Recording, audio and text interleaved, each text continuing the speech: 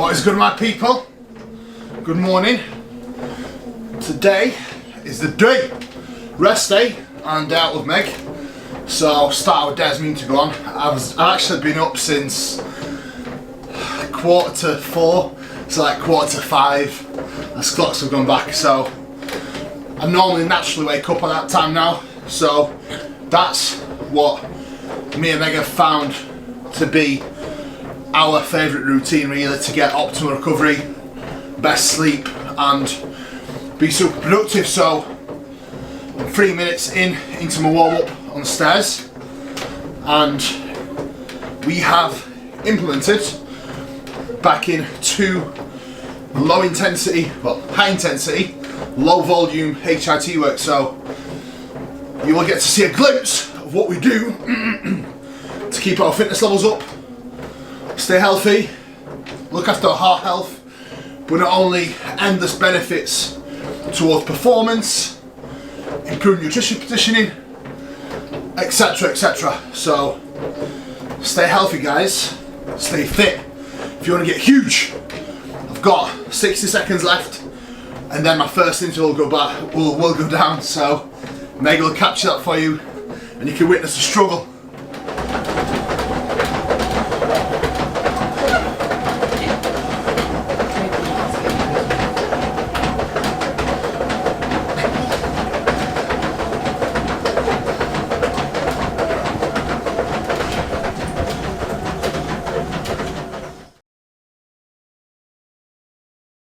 What is good, everyone? So we are back at gym, and today I've got a special little video for you, and that is how to grow glutes and hamstrings 101. Today's our hamstring day, and with Meg it's more of a focus on glute and hamstring.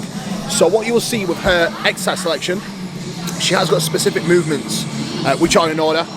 Today we'll play about with it a little bit, just to accommodate us being able to train together. So normally she would do glute drive, which will look at glute in the shortened range, which does make sense to begin with, as again, when you are fresh, it does make sense to kind of target the movements that do work in the shortened range first, which is obviously the contraction at the very top, and then following with that mid to shortened range, which would be leg press, and then the lengthened range, which you are the strongest in, leave that for last, which would be an RDL. However, today is my first day back doing an RDL, a hip hinge, so I am actually doing that as a second movement after just speaking to Luke now. So I will adjust Meg's B stance RDL, which she had fourth, to do pretty much second, so we'll stay in line with being able to work together. So she'll do her glute drive first, and then she'll work with the RDL, and then she will follow on with her leg press, followed by seated ham curl, and then adductor as well. So that is pretty much Meg's session. You will see an outline of Meg, what she will do, like with the writing bit, whatever she does when she edits it. And I'll let Meg tell you all a little bit about the training setup right now and what we are doing and why we've got the sessions pretty much structured the way we have. The technicalities of it I've already covered, exactly why the exercise selection is structured this way, and what it does for us, and why the movements are in that place and that order. So hopefully that helps you guys if you do want to kind of rip it off and use it for your own exercise selection. It will definitely help. And then I'll let Meg talk you into how she's feeling, how she's ready for the session, and me and Mark are going to go and get after it now and get warmed up. Today's a very low volume session for us. It's probably one of the shortest sessions, so we generally have an extra 5 minutes sat down talking shite at the table of the meeting table. So the logbook's written, restructured, time to get warmed up, do some mobility work, and get after it. Let's fucking go. Hi. Hi. So, I've got a fat head again. I don't know if Christian Chapman's watching it, but it looks like I've got a basketball head again, which is always really nice. So yeah, I'm actually feeling really good ahead of my sessions. Obviously we've got things set out at the moment, just based upon our weaknesses. So I guess even this off season, me and Kuba have learnt things that work for us and things that don't, even during our prep, things that we still need to work on compared to other areas. And obviously we have very similar weaknesses, but probably need to be targeted in slightly different ways for movements that work for him and movements that work for me. So that is what we are doing. Obviously we've got some different movements in there. Kuba doesn't do the glute drive, whereas I do. I get a good connection through that, and I can work really well with that movement. I do think it'll be good. I don't really have very good glutes on stage. They tend to look a lot better than what they ever have done before, but obviously there's always room for improvement, as that's an area that's a big weakness for me, alongside obviously my hammies. So I'm excited to get stuck into the session, feeling a lot fresher than when I finished competing, so I'm ready to do all the exercises that I'm not really allowed to do at the moment, like pulling and squatting, so excited to get stuck in. But yeah, this will be a good session, and I'm sure that Kuba will show you it all.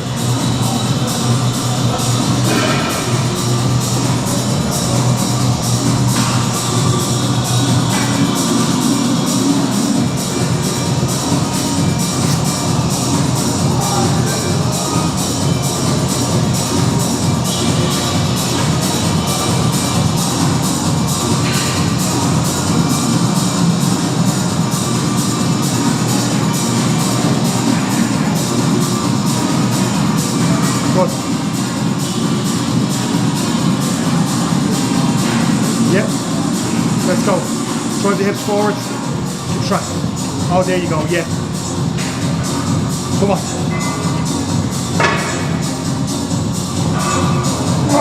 Let's go.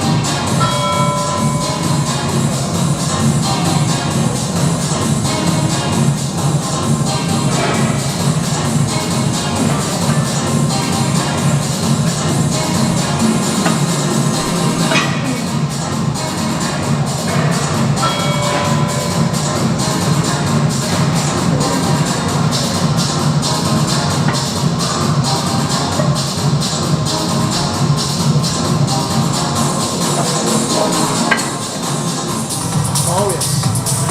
Look at the legs on there. There we go. Serious leg ties. So at the moment, Meg's still recovering, so she still needs to be wary of her loading. So today, Meg's actually going to do a single leg RDL just to limit load exposure. No science behind it, apart from still getting the same stimulus, but without having to handle quite as much loading, which is going to be a little bit less harsh in recovery for sure. But I'm going to show a little bit on how her hammies, adductors and glutes look from behind. It's ridiculous. So first time RDLing in quite some time for me, but it's definitely a movement that I love, so I'm looking forward to get stuck in. Today we're not going to break any records. Today we're just going to reset and set a nice baseline with a dead stop RDL. So the way I'm going to dead stop it is I'm literally going to touch it, keep tension on, and then drive that shit back up.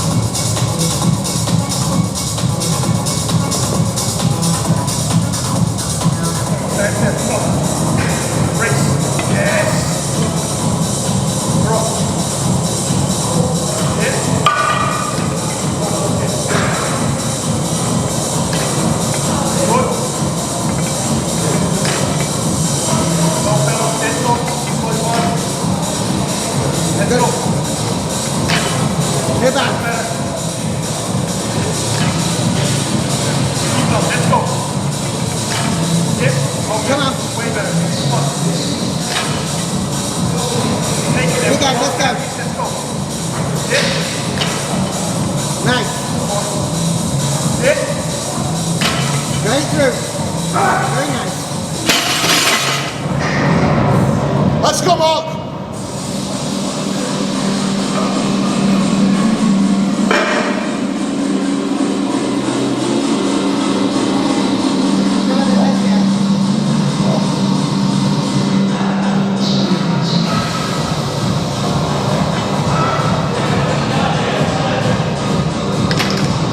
Oh yes.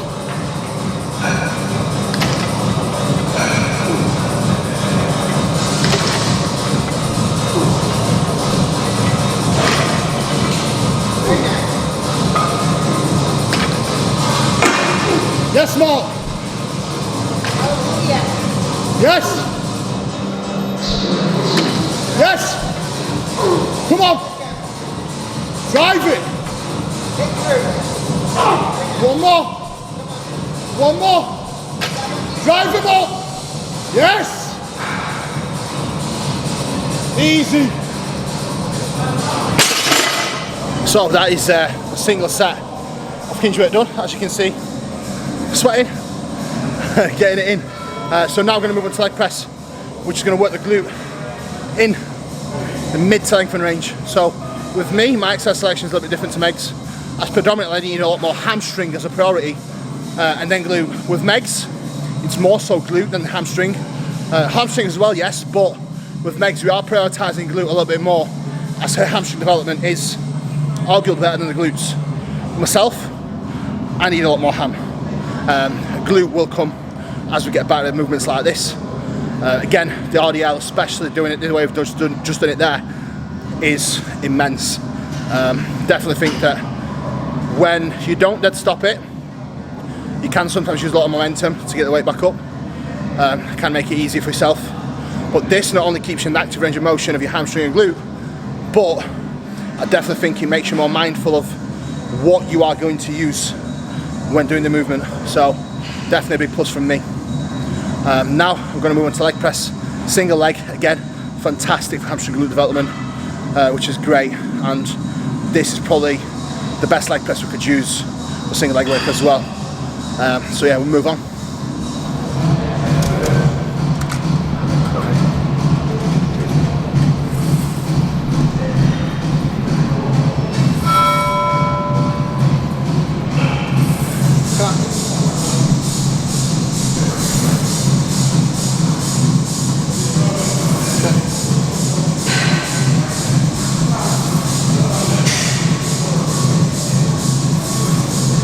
These are good, man. These are good.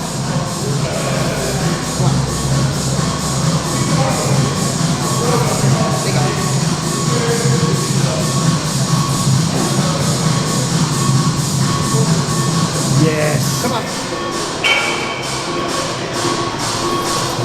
Again. Come on. There's more. Again, let's There's go. more. Let's go. That's better. Hard. Yes. Good. Let's Come go. on. Take it. Yes. Oh yeah. Come on. Come on. Let's go. Drag it down. Yep. Hard now. Yes. Oh yeah. Oh yeah.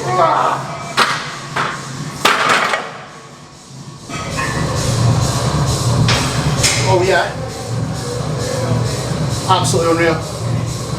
Thing is as well, of your lines as well, and what you've got, there's nobody on there on the United States that's got like what you've got. No disrespect to the lad that won, but he's not really got what you have. He just had a little bit more density, which probably stood out a little bit more. But realistically, mate, you could have been better. Yeah, I agree.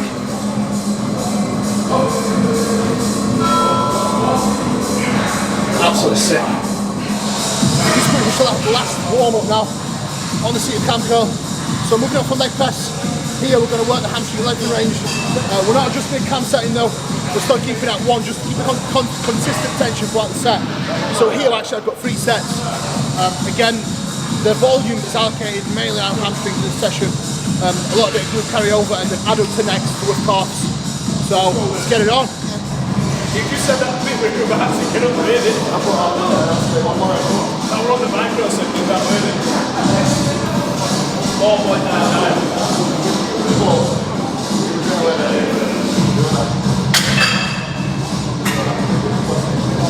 Come on.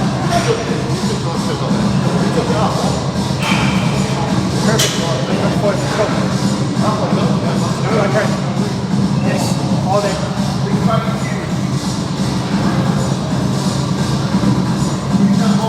Come on.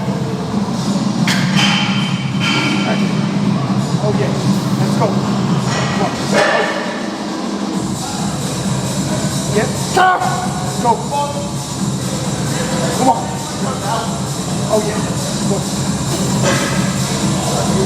Come in.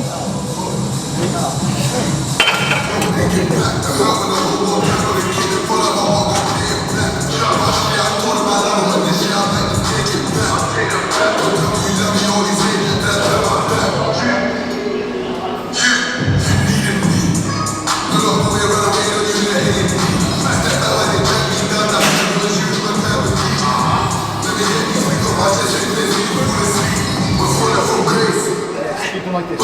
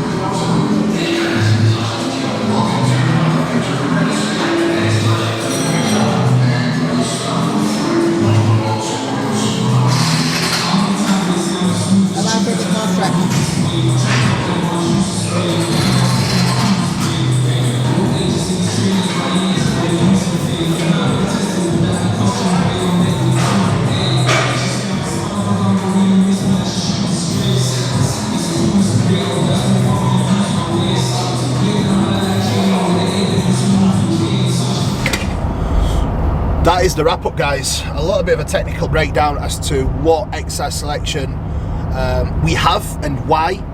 Obviously, when you are trying to build a whole backside, I definitely think it's very important to incorporate some sort of hip hinge work in there. Again, depending on your skill level and training age, it will depend which movement it will be. So I definitely think that you need to make sure that you are choosing a movement that you can progress safely and you can stay accurate with. So if you are fresh, so to speak, I would simply start off with a regular deadlift, which does actually, against contrary belief, build glutes quite well. I do incorporate in certain ways with certain programming sessions, but I think the baseline of your hinge work should always be learning from a deadlift and then moving forwards, moving on to an RDL, etc.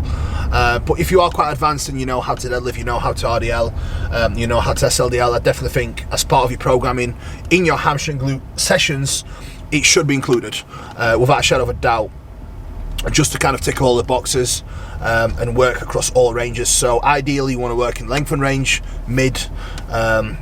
mid-range, which will always be a leg press or some sort of movement like that, and then a shortened range, like obviously either a glute hyperextension, a hip thrust, etc. So for myself, my session was predominantly based around the hamstring work with a little bit of glute in there. Definitely a huge carryover for glute in the single leg press, especially after the RDL. So that felt incredible for me. And as you can see with the alignment as well in the RDL, the main thing that people go wrong with within that movement is not leading with the hips. So as you could see there, the only thing that you could see is my hip moving. So once I reached full hip extension, that is where specifically I placed the blocks. So my range of motion pretty much ran out at my full hip extension without any spinal flexion. The biggest error I see people do is take the RDL past that active range of motion, and they're basically reaching full hip extension, and then all we are seeing is a lot of spinal flexion. That is something that you want to avoid, because at the end of the day, we are trying to train the glute and hamstring. So the hip movement alone is our area of focus. That's something that we absolutely need to make sure that, you know, we do target. And I definitely think that, you know, most of the injuries come from people actually taking that movement past the active range of motion, allowing for a lot of spinal flexion. So basically your lower back rounding and bending. Again, once you reach the full hip extension, there is no merit to trying to take the bar then lower. So the best cue I can give you for an RDL is do not lead with the bar, lead with your hips.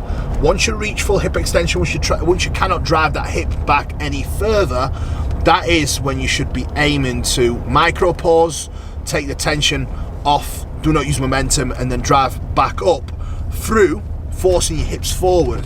So don't think about pulling the bar back up. Think about literally driving your hips back and then driving your hips forward whilst maintaining a neutral spine and staying locked in, keeping the bar as close to your torso as you possibly can. So that's a bit of an overview, you know. PayPal link is below for any donations for saving your backs and saving you a lot of money on chiropractor work. But nevertheless, it was a great session. Very much enjoyed getting RDL work back in. So I'm definitely looking forward to really rinsing this setup and progressing it a hell of a lot further. So we are actually going to do a couples Q&A on the next video, but I definitely think there's a couple of questions that I can answer within this video, which I will, and then we'll actually drop a separate video, as Meg actually has got, how many questions have we got in there? 50. We've got 50 questions to go through, and that's just the good ones that she's picked.